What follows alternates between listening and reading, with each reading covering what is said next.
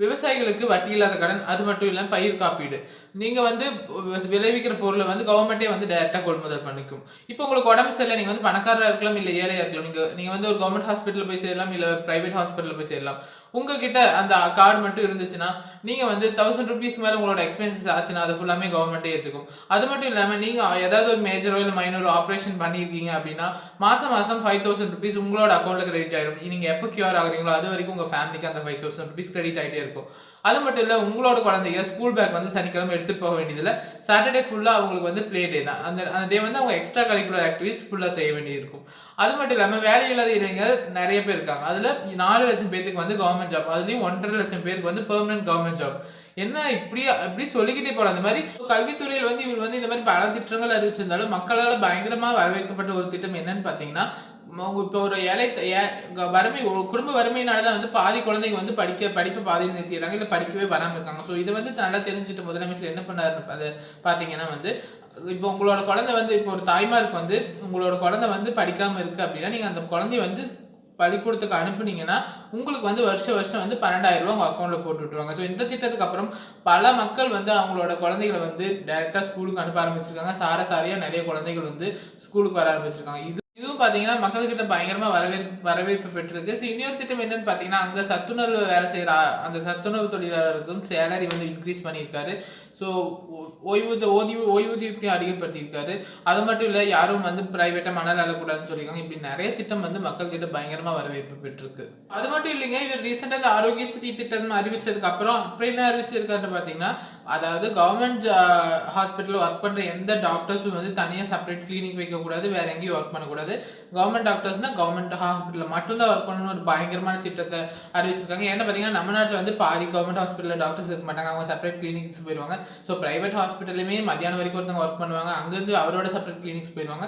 So இந்த திட்டம் வந்து அவங்களுக்கு வந்து பயங்கர ஒரு ஆபாதம் இருந்திருக்கு. ஸோ மக்களுக்கு வந்து ரொம்ப ஹாப்பியாக இருந்திருக்கு. ஸோ இது மட்டும் இல்லைங்க, நிறையா வந்து புதுசு புதுசாக ஒரு திட்டம் கொண்டு வந்திருக்காரு.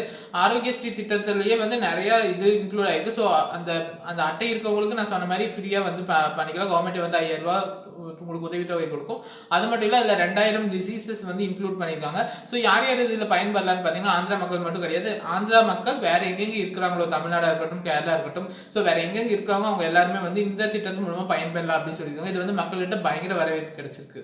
ஸோ ஜெகன்மோகன் ரெட்டி இவர் வந்து பயங்கர பாப்புலர் ஆகிட்டு இருக்காரு. இவரோட ஹிஸ்ட்ரி வந்து உங்களுக்கு கண்டிப்பாக தெரிஞ்சிருக்கும். தெரியாதவங்களுக்கு ஒரு சின்ன ரீகேப். ஜெகன்மோகன் ரெட்டி யாருன்னு பார்த்தீங்கன்னா, ராஜசேகர ரெட்டியோட பையன் தாங்க. யார் ராஜசேகர ரெட்டின்னு பார்த்தீங்கன்னா, அவர் வந்து ஒரு பாப்புலரான ஒரு சிஎம். ஆந்திராவோட சிஎம்மா இருந்தவர். காங்கிரஸோட கட்சியில் வந்து இருந்து சிஎம்மா இருந்தவர். அவர் வந்து மக்கள் கிட்ட பயங்கர பாப்புலரானவர். மக்கள் முதல்வர் அப்படின்னு போட்ட அளவுக்கு பயங்கர பாப்புலராக இருந்தார். ஏன்னா பார்த்தீங்கன்னா, அவங்க வந்து விவசாயிகளுக்கெல்லாம் வந்து பயங்கரமாக திட்டங்கள் அறிவிப்பாங்க. எப்பவுமே ஒரு ஃப்ரெண்ட்லியான சிஎம், ஈஸியாக அப்ரோச் பண்ணுற அளவுக்கு ஒரு ஃப்ரெண்ட்லியான சிஎம்மா இருந்தவர். ஸோ அவருக்கு பிறந்தவர் தான் ஜெகன்மோகன் ரெட்டி. ஸோ இவர் வந்து ஃபர்ஸ்ட் என்ன பண்ணிட்டு இருந்தாரு பார்த்தீங்கன்னா, பிசினஸ் தான் பண்ணிட்டு இருந்தாரு. இவருக்கும் அரசியலுக்கும் எந்த விதமான டச் இல்லாமல் இருந்துச்சு. இவரோட அப்பா தான் வந்து காங்கிரஸ்ல இருந்தாரு, சிஎம்மா இருந்தாரு. ஸோ இப்படி அவங்க வந்து அரசியல் சைடு போயிட்டு இருந்தாங்க. பையன் இவர் வந்து என்ன பண்ணிட்டு இருந்தாருன்னா, பிசினஸ் பண்ணிட்டு இருந்தாரு. பாரதி சிமெண்ட் அந்த மாதிரி நிறைய சிமெண்ட் கம்பெனிஸ் வந்து அவர் ஓப்பன் பண்ணி பயங்கரமா பிசினஸ்ல டெவலப் ஆகி அவரோட சைஸ் பண்ணிட்டு இருந்தவர். எப்போ வந்து அரசியலுக்கு வந்தாருன்னு பார்த்தீங்கன்னா, ஒரு எலெக்ஷன்ல வந்து அவங்க அப்பாவுக்கு வந்து அவர் காங்கிரஸ்ல நின்றுட்டு இருக்காரு. ஸோ அவருக்கு கேம்பெயின் பண்றதுக்காக இவர் வந்தாரு, ஹெல்ப் பண்ணிட்டு இருந்தாரு. ஸோ அப்போ வந்து இவர் எம்பி சீட்டுக்கு நின்னாரு, எம்பியா செலக்ட் ஆனாரு. ஸோ இவங்களும் செலக்ட் ஆயிட்டாங்க. கூடவே வந்து அப்போ வந்து தேர்தல் வந்துச்சு, பொது தேர்தல் வந்துச்சு ஆந்திரால. அப்போ வந்து இவர் நின்னாரு, அவரோட அப்பா ராஜசேகர ரெட்டி. ஸோ அவர் வந்து அப்போ சிஎம் எலக்ட் ஆனாரு. ஸோ ஃபேமிலியில 2 பேருமே ஒரு கவர்மெண்ட் இதில் இருக்கும்போது ஸோ பயங்கர ஹாப்பியாக போயிட்டு இருந்துச்சு லைஃப்.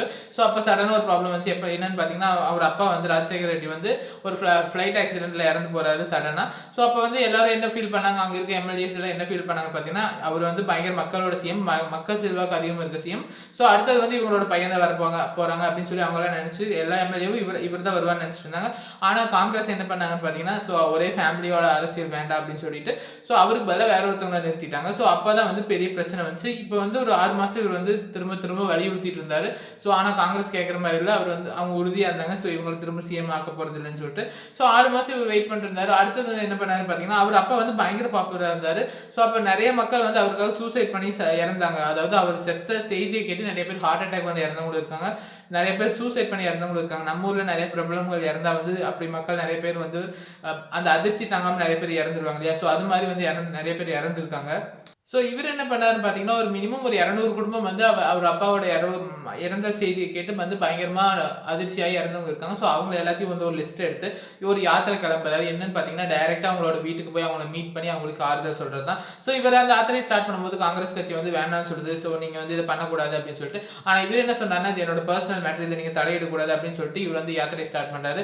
யாத்திரை வந்து ஆந்திரா ஃபுல்லா நடக்குது. ஆந்திராவில் இருக்க ஒவ்வொரு மூலை முடுக்குல எல்லா பக்கம் போய் வந்து இவர் வந்து மக்களை மீட் பண்றாரு. ஸோ இது அப்போ வந்து காங்கிரஸ் வந்து தடுத்து நிறுத்துது.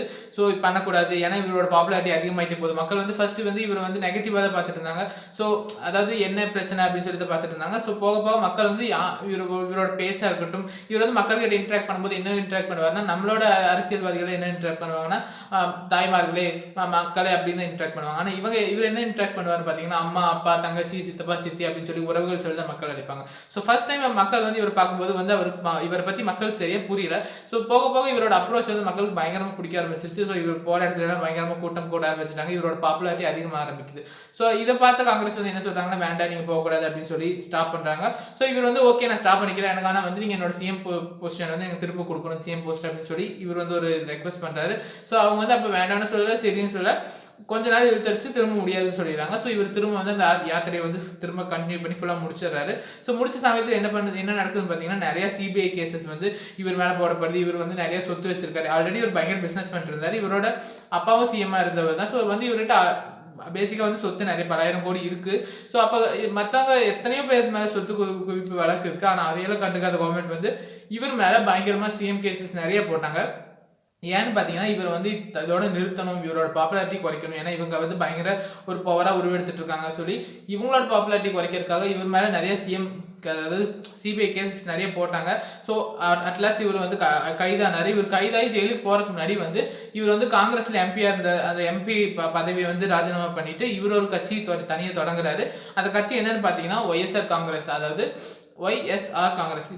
ஸோ இவர் ஒரு கட்சி ஸ்டார்ட் பண்ணி இவர் வந்து அவரோட அந்த கடப்பா தொகுதியில் வந்து எம்எல்ஏ எலெக்ஷனில் நிற்கிறாரு. ஸோ அப்படி நிற்கும் போது அவர் வந்து அவருக்கு அப்போசிங்கில் நின்னவங்களை விட 5 லட்சம் வாக்குகள் அதிகமாக பெற்று இவர் வந்து ஜெயிக்கிறாரு. ஸோ அப்போ இதோட எல்லாமே நல்லா போயிட்டு இருக்கு அப்படின்னு பார்த்தீங்கன்னா, அந்த டைமில் வந்து இவர் மேலே போட்ட சிபிஐ கேசஸ் எல்லாம் வந்து நிறைய விசாரணைக்கு வந்து ஸோ இவர் வந்து கைதாகிறாரு. இவர் ஜெயிலுக்கு போகிறாரு. இவர் ஜெயிலுக்கு போனால் மட்டும் அங்கே மட்டும் கம்முன்னு இருக்கல. ஸோ அவர் ஜெயில் போகிற டைமில் தான் வந்து ஆந்திரா தெலுங்கானா அது வந்து ரெண்டாக பிரிஞ்சிச்சு. ஸோ அந்த பிரிய டைமில் இவர் வந்து அதுக்கு அப்போஸ் பண்ணி இப்படி பிரிக்கக்கூடாது அப்படின்னு சொல்லிட்டு ஜெயிலில் வந்து 5 நாள் உண்ணாவிரதம் இருந்திருக்காரு. 4 டேஸ் கிட்டத்தட்ட இருந்திருக்காரு உண்ணாவிரதம். ஸோ அப்போ என்னாச்சுன்னு பார்த்தீங்கன்னா, அவரோட பிபி சுகர் லெவல் பயங்கரமாக டவுன் ஆயிடுச்சு.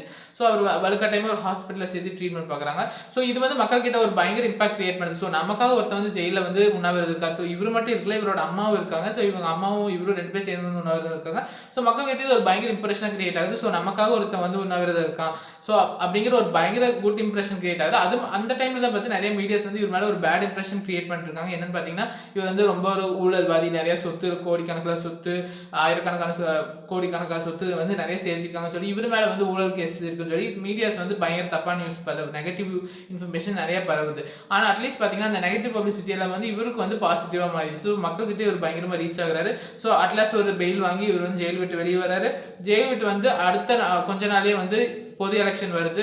அப்போ வந்து என்ன பார்த்தீங்கன்னா, இவரோட அந்த YSR காங்கிரஸ் வந்து போட்டியிடுது. ஸோ போட்டியிட்டப்போ என்ன ஆச்சுன்னு பார்த்தீங்கன்னா, அதிகபட்ச வாக்குகள், அதாவது 75 இடத்த 157 இடம் மொத்த தொகுதி இருக்கு. அதில் வந்து 75 தொகுதிகள் வின் பண்ணி அவர் வந்து எதிர்கட்சியாக மாறாரு. ஸோ ஜெயிச்ச கட்சிக்கும் இவருக்கும் பார்த்தீங்கன்னா 2% தான் ஓட்டு வித்தியாசம் இருக்கு. ஸோ இது வந்து அவரோட ஃபர்ஸ்ட் விக்டரி. அதாவது ஒரு புது கட்சி முதல் டைம் வந்து அரசியல் ஒரு தேர்தல் நிற்கும் போது அப்படியே வந்து அப்போசிங் ஆல்ரெடி இருந்த கட்சியை விட 2% தான் வாக்கு கம்மியாக வாங்கியிருக்கு.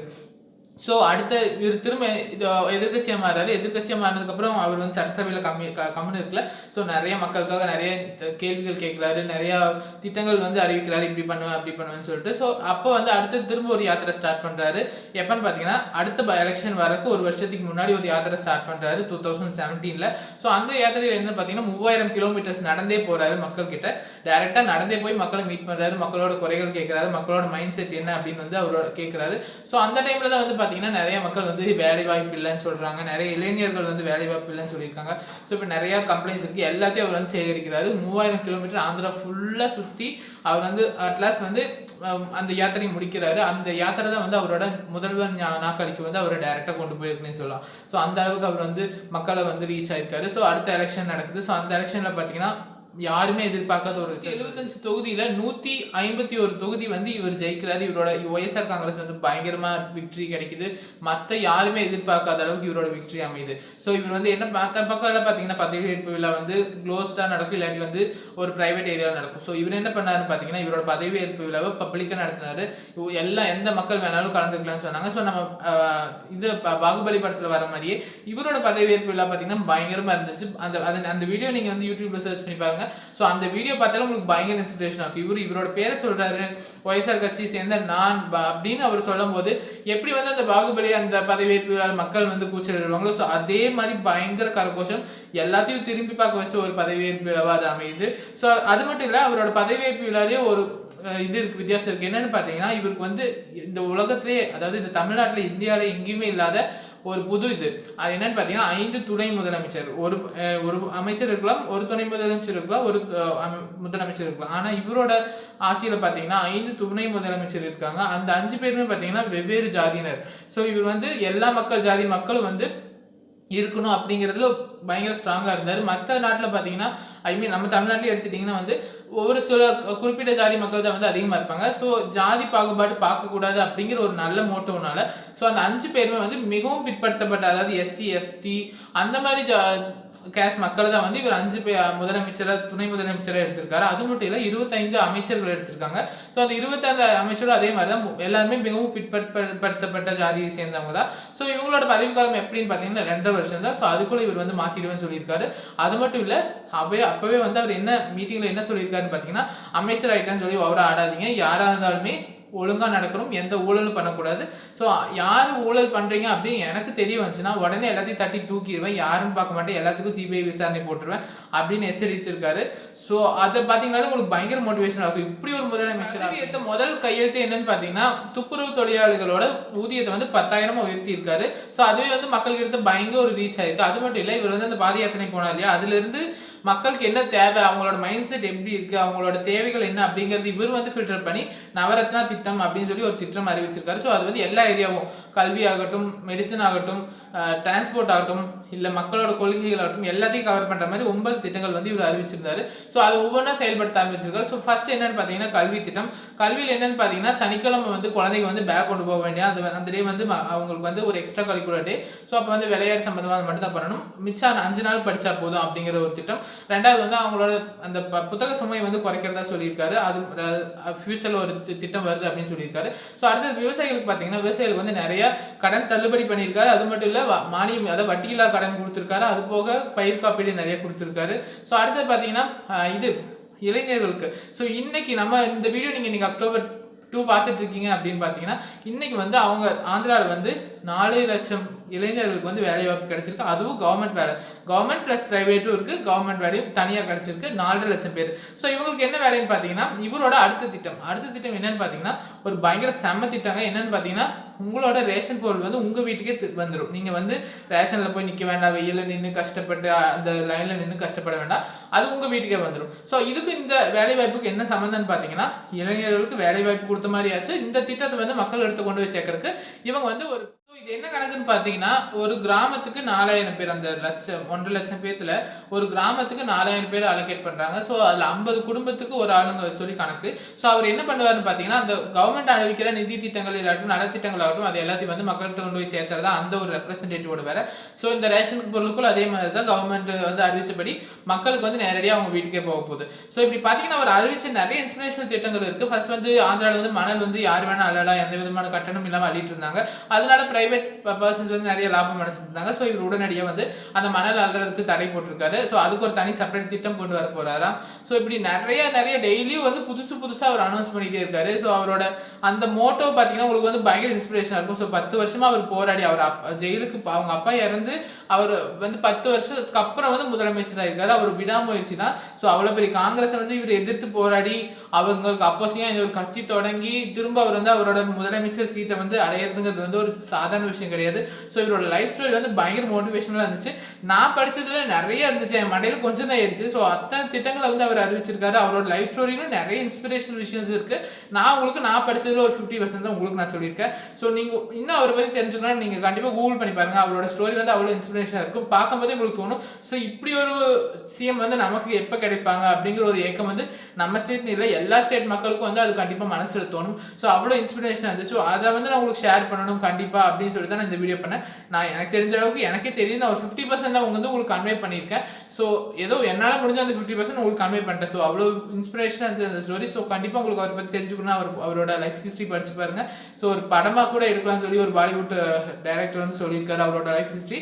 ஏன்னா அதில் வந்து எல்லா விதமான ஃபீலிங்ஸ் இருக்கும். ஒரு துரோகம் ஆகட்டும், ஒரு காதலாக இருக்கட்டும், ஒரு வெற்றி ஆகட்டும், இவ்வளோ கஷ்டப்பட்டு அவருக்கு கிடைச்ச அந்த வெற்றி ஆகட்டும், அவரோட மக்களை வந்து அவர் பார்த்துக்கிறதாகட்டும், இளைஞர்களுக்கு வேலைவாய்ப்பு கொடுக்கறதாகட்டும். ஸோ இப்படி வந்து அவர் அறிவித்த திட்டங்கள் எல்லாமே மக்களோட நலத்துக்காக தான் இருக்குது. ஊழல் இல்லாத ஆந்திரா உருவாக்குவேன் அப்படின்னு சொல்லி அவர் வந்து பயங்கரமாக அவரோட அந்த பார்லிமெண்ட்டில் அவரோட சட்டமன்றத்தில் அவர் பேசுகிறதெல்லாம் நீங்கள் பார்த்தீங்கன்னா அப்படி பயங்கரமாக பொறியும் தீப்பொறி பறக்கிற மாதிரி பேசுவார். அந்த அளவுக்கு யங்கஸ்ட் சிஎம்மாக இருந்தாலும் அவரோட அந்த அளவு ஸ்பீச் பார்த்தீங்கன்னா உங்களுக்கு பயங்கர இன்ஸ்பிரேஷன் இருக்கும். ஸோ தேங்க்ஸ் ஃபார் வாட்சிங் மை வீடியோ. ஸோ நம்ம சேனல் நீங்கள் ஃபஸ்ட் டைம் பார்க்குறீங்கன்னா சப்ஸ்கிரைப் பண்ணிடுங்க. இன்னும் நிறைய இன்ஃபர்மேட்டிவ் வீடியோஸ் அந்த வே வச்சு. Thank you, take care, by.